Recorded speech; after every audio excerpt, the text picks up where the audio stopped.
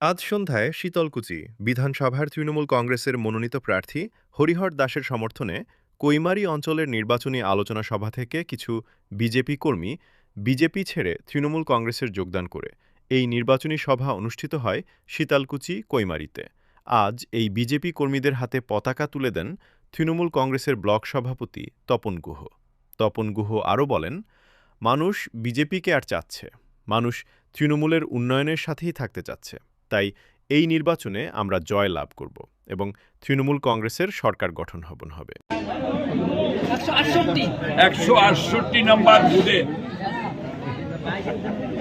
তিনজন বিজেপি সমর্থক পরিবার আজকে আমাদের সর্বভারতীয় তৃণমূল কংগ্রেসে যোগদান করলেন।